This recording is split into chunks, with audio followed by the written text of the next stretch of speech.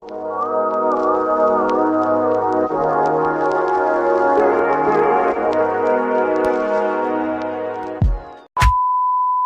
grabe ka, 2019 na, paiyak mo ako. Let's pray. Okay, so, what is going on you guys? So, for this video, medyo seryoso yung video na to. I mean, for this video, I'm going to reflect stuff from 2019. Lessons that I've learned from 2019 that I want to apply and still want to do in 2020. Yeah, let's get right into the video na. Recap ng 2019 ko. First few months of 2019, my first few months of 2019 is the kindest months of my life ng 2019 ko. 2019 was a year of growth, transformations, and all those stuff. You know, it started off the negative way. A lot of financial crisis with my family problems, and also 2019 was the year na I graduated senior high school, so I was distant from a lot of people. And it was the year na nag-start ako mag-college, first year college. So madaming nangyari no first couple of months ng 2019. You know, 2019 was the year of growth. Okay? And then madaming because of the stuff that happened on the first couple of months ng 2019 ko,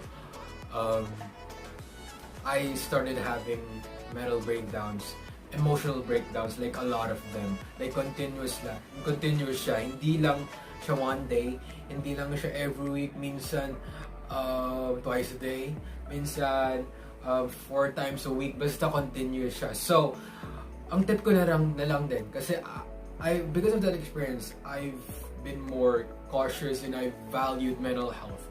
And ang tip ko in that moment is that I want you guys to feel everything.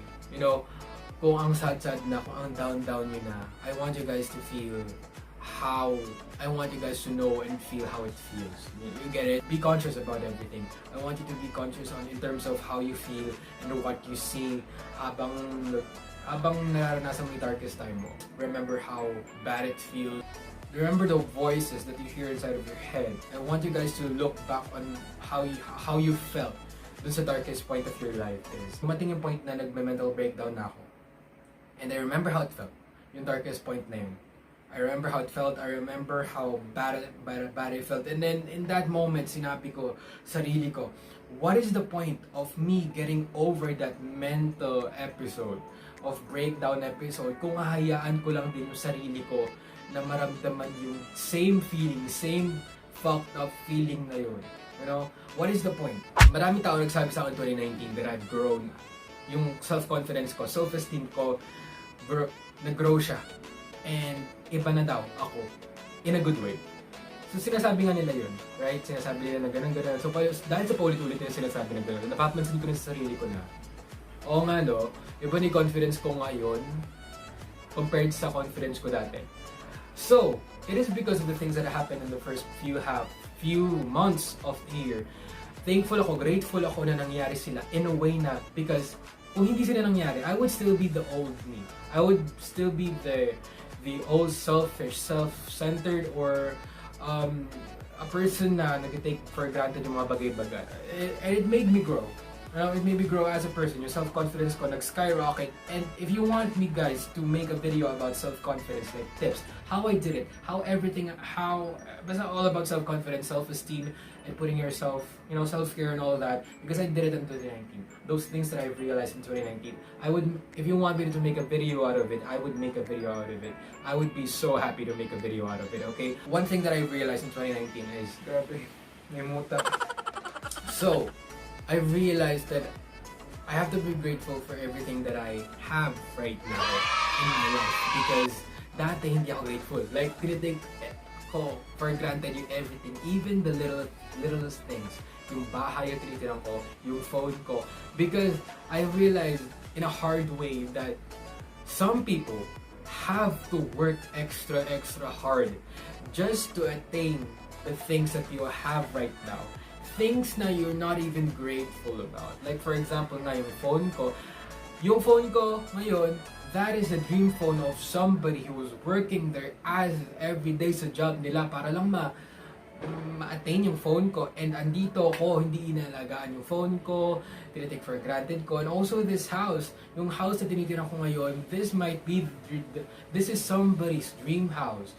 they are working extra hard just to be able to live in a house like this. You know, and dito ko fucking up the house chores, hindi inaalagaan yung bahay. Like, andun ako sa point. I was that guy before. And I realized today, hindi naman today, in 2019, it made me realize that I have to be grateful for everything that I have. Because if you're not grateful for everything that you have, if you don't acknowledge the things that you have, and if you don't acknowledge the person that you are right now, hindi ka bibigyan ng better things. You know, you have to be grateful for everything that you have, so you would be able to attain more better things in life. So ayun nga. Ang ironic lang kasi 2019 it started so negative for me, and how it ended in a way is so much better than I never thought that it would be this better. Para sa akin, I have a 1-year timeline, okay? I was able to keep on going, keep on living every day. And if I keep the mindset that 2019 would end shitty for me, what is the point of me living life for the next days, next weeks? What is the point of that? So sabi ko, I would take control of everything. I would take control of my own life. So, in little moments, you know, everything that I've learned no mga shitty months, okay, everything that I've learned in those months, ay sabi ko, i-apply ko dito sa last couple of months, sa mga burn months. So sabi ko, I've learned that I have to be grateful, and I have to not take things for granted, and I have to invest my money on better things, and I have to take care of myself more, and I have to manage my own shit inside of my head, mental stuff. You know, I've learned those things, and I want to be able to, you know, apply those stuff that I've learned towards the end of 2019. So in-apply ko. I started going to the gym more. I started focusing on self-care. I took control of my daily habits. And I said that I want to end this year better than how it began. And it did. So ang powerful ng perspective, ang powerful ng mindset. When I started, yung mindset ko, na perspective ko, sabi ko, I want to be better. I want my life to be better. I want my life to be better, and I want things to be better. And it did, in a way. It began to be so much better than how it began. How 2019 began. 2020 would be the year na kung saan magiging productive ako as a person. You know? Kasi, I've learned a lot of lessons from 2019. Like, I've learned a lot of lessons from 2019. And sabi ko, what is the point of me learning those lessons that I've learned on 2019 if I don't apply those lessons in real life and in 2020 and all the years to go ahead, like 2021, whatever, in this, whatever. But again, what is the point? What is the point of God putting me in that, shaping me, molding me into this person that I am right now if I don't do things better this year? Gets nyo ba? Basta ganon. Sabi ko, what is the point? So sabi ko, magiging productive ako. And I've listed everything that I want to be able to do and experience this 2020. So, organize ako this year. This year would be the year, this would be my year.